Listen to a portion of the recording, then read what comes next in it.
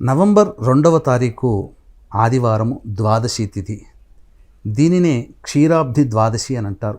నిద్ర నుంచి మేలుకున్నటువంటి విష్ణు భగవాన్ల వారు ఈరోజు బ్రహ్మాది దేవతల సమూహముతో తులసి చెట్టు దగ్గరికి వస్తారు.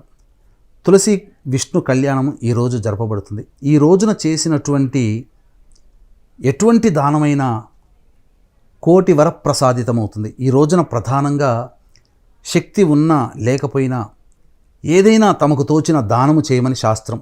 ఈ రోజున ఒక్క బ్రాహ్మణుడికైనా కానీ అన్నదానము చేస్తే ఎంతటి పుణ్యఫలితం వస్తుందంటే, కాశీక్షేత్రములో గంగానదీ తీరములో 1,000,000 మంది బ్రాహ్మణులకి అన్న సంతర్పణ చేసినటువంటి పుణ్య ప్రభావము, అలాగే 1,000,000 సూర్యగ్రహణాలలో దానము చేస్తే ఎంత పుణ్యం లభిస్తుందో అంత పుణ్యము ఈ ఒక్క రోజున ఒక్క బ్రాహ్మణునికి అన్నదానం చేయడం వల్ల కలుగుతుంది. వీలైతే వస్త్రదానము చేయండి. ఈ రోజున ఖచ్చితంగా పెరుగు కూడా దానము చేయండి. ఈ రోజున కూడా ఎటువంటి నియమాలు అనంటే మాంసాహార భోజనము, అలాగే ధూమపానం మద్యపానం పనికిరాదు. బ్రహ్మచర్య వ్రతాన్ని ఆచరించాలి. ఈ విధమైనటువంటి నియమాల్ని ఈ రోజున చేయండి.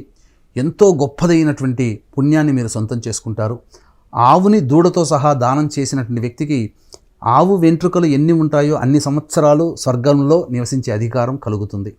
వీక్షించేటువంటి ప్రేక్షకులు కూడా నవంబర్ 5వ తారీఖు రోజున కార్తీక పౌర్ణమి, 6వ తారీఖు రోజున మహాపద్మక యోగం, ఇట్టి పద్మక యోగం ఉన్నటువంటి రోజున మీ జాతకరీత్యా కలుగు అనేక రకాల సమస్యల నివారణకి, మరియు గురు రవి శుక్ర బుధ గ్రహాలు మారిన కారణం చేత శని ప్రభావం వలన ఈ అక్టోబర్ నవంబర్ నెలలో మారాయి గ్రహాలు.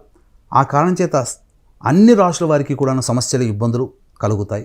కావున ఈ దోషాల నివారణార్థమై సర్వదోష నివారణ పూజలు హోమాలు 6వ తారీఖు మధ్యాహ్నం 3 గంటలకి ప్రారంభమవుతుంది.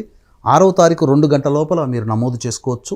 ఈ కార్యక్రమంలో నమోదు చేసుకున్నటువంటి వాళ్ళకి శక్తిపాతము చేసినటువంటి కరుంగలి మాల మీకు ఇవ్వడం జరుగుతుంది. అవకాశం ఉన్న వాళ్ళ స్క్రీన్పై కనిపించే నెంబర్లకి సంప్రదించగలరు.